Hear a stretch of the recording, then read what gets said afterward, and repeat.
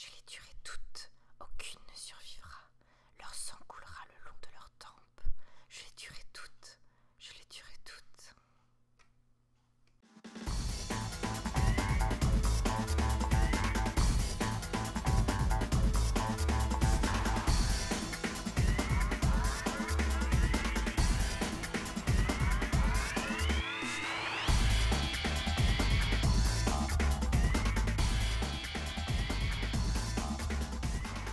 Bonsoir à tous, bienvenue dans votre émission Au plus près du tueur. Cette semaine, nous avons enquêté sur une série de meurtres commis par le célèbre tueur aux cheveux d'or.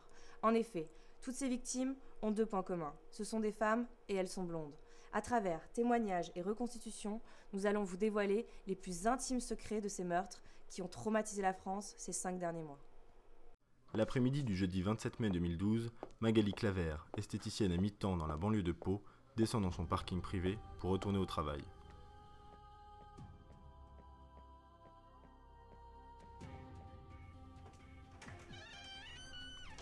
Une après-midi plutôt banale pour Magali. Seulement, le sort en a décidé autrement.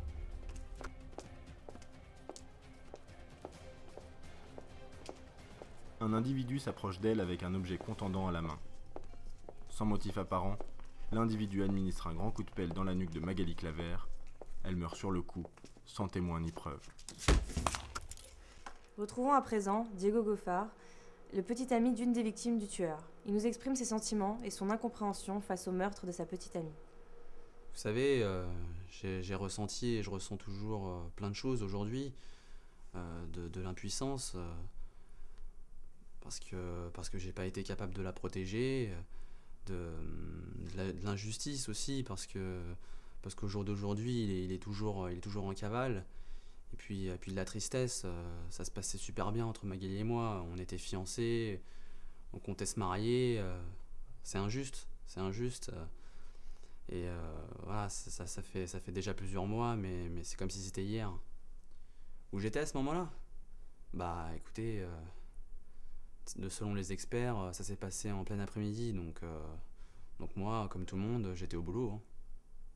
J'étais loin de m'imaginer que quelques heures plus tard, qu'on m'annoncerait ça, quoi. Le meurtrier n'en est pas à son premier coup d'essai. Magali Claver n'était pas la seule sur la liste du tueur. Cette fois-ci, la victime est tuée en extérieur et en pleine journée. Le tueur risque d'être identifié par des témoins et à tout moment.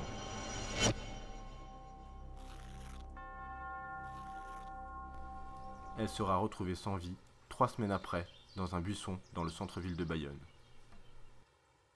Nous sommes à présent avec Aristote Châtel, un profiler chevronné qui travaille avec la police au plus près des meurtres. Il va nous permettre d'en savoir un peu plus sur ce mystérieux meurtrier. Bonjour Aristote, vous êtes donc le profiler en charge de l'enquête du tueur aux cheveux d'or. Pouvez-vous nous expliquer quel est le rôle du profiler ? En effet, je travaille avec la préfecture de police de Pau depuis plus de 5 ans. Et le rôle d'un profiler lors d'une enquête criminelle est d'analyser les scènes de crime afin de comprendre en fait, le comportement d'un criminel et pouvoir créer son profil pour aider la police à appréhender des suspects. Pouvez-vous nous dévoiler le profil établi pour ce meurtrier ? Bien sûr, donc, comme vous l'avez dit, j'ai pu approcher les scènes de crime, ce qui m'a permis de faire un profil du tueur. La première chose que je peux dire, c'est donc que le tueur est un homme, car la plupart des femmes tueuses en série utilisent des armes à feu et non une arme ou un objet contendant. Ensuite, il y a aussi un autre aspect qu'on a pu noter, c'est que toutes les victimes étaient des femmes et blondes, qu'il a attaquées en fait de dos. Ce qui laisse à croire qu'il a certainement eu une enfance difficile, certainement maltraité par sa mère. Je ne pourrais pas vous en dire davantage car l'enquête suit son cours, malheureusement.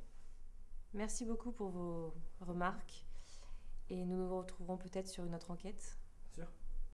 On se retrouve après une courte page de pub.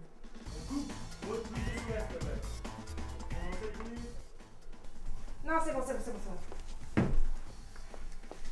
Ils comprennent vraiment rien. Ils ont pourtant tous les indices. Je les tuerai toutes. Je ne m'arrêterai pas. Je ne peux supporter qu'ils dénigrent mon travail. Je vais leur donner plus de sang si c'est ce qu'ils désirent.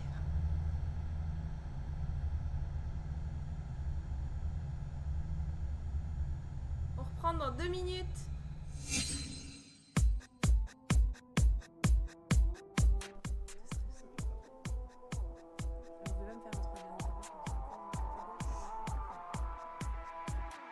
plus intimes secrets de ces meurtres qui ont terrorisé la France ces 5 derniers mois.